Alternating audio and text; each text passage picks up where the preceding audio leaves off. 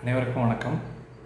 இப்போது வாழ்க்கையை எப்படி வாழ்வது என்ற தலைப்பில் என்னுடைய கருத்தை பதிவு செய்கிறேன், கேளுங்கள். அதாவது, ஒருவருக்கு திருமணம் ஆகிவிடுகிறது. அதன் பிறகு அவர்களுக்கு பிள்ளைகள் வந்து விடுகிறார்கள். உதாரணத்துக்கு, ஒரு பெண் ஒரு ஆண் என்று வைத்துக்கொள்வோம். அந்த பிள்ளைகளை அவர்கள் நன்றாக வளர்க்கிறார்கள். அதன் பிறகு அவர்களுக்கு ஒரு சிறந்த கல்வியை வழங்குகிறார்கள். அதன் பிறகு அவர்கள் படித்து வேலைக்கும் சென்று விடுகிறார்கள். அதன் பிறகு அவர்களுக்கு 2 பிள்ளைகளுக்கும், ஒரு ஆண் ஒரு பெண் என்று வைத்துக்கொள்வோம், 2 பிள்ளைகளுக்கும் திருமணம் செய்து வைத்து விடுகிறார்கள். அதன் பிறகு அந்த பிள்ளைகளுக்கு பேர குழந்தைகள் வந்து விடுகின்றது. அதாவது, பையன் சார்பாக 2 குழந்தைகளும், பெண் சார்பாக 2 குழந்தைகளும், மொத்தம் 4 பேர குழந்தைகள் வந்து விடுகின்றது.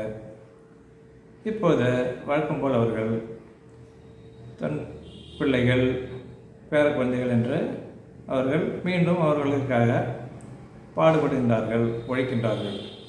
காலப்போக்கில் சிறிது காலங்கள் கழித்து இவர்களுக்கு வயதாகிவிடுகின்றது. உடம்பில் தெம்பு விடுகின்றது.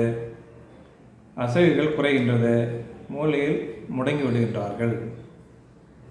இப்போது அவர்களுடைய புலம்பல், என்னை வயதான காலத்தில் என் மகன் பார்த்து கொள்ளவில்லை, என் மகள் பார்த்து கொள்ளவில்லை, மருமகளும் பார்த்து கொள்ளவில்லை, மருமகனும் பார்த்து கொள்ளவில்லை, நாங்கள் கஷ்டப்படுகின்றோம், பேர குழந்தைகளும் எட்டி பார்ப்பதில்லை என்று புலம்புகின்றார்கள்.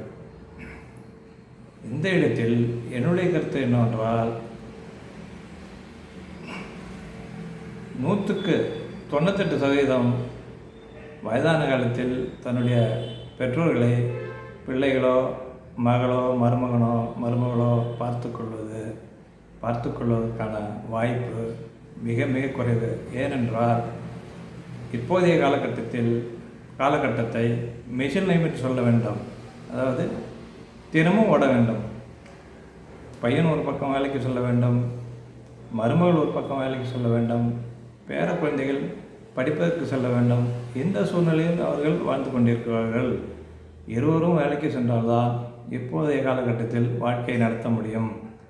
எனவே அப்படி அவர்கள் இருக்கும் பட்சத்தில் உங்களை பார்த்து கொள்ளவில்லை என்று நீங்கள் வருத்தப்படுவதோ புலம்புவதோ பயனற்றதாகிவிடுகின்றது.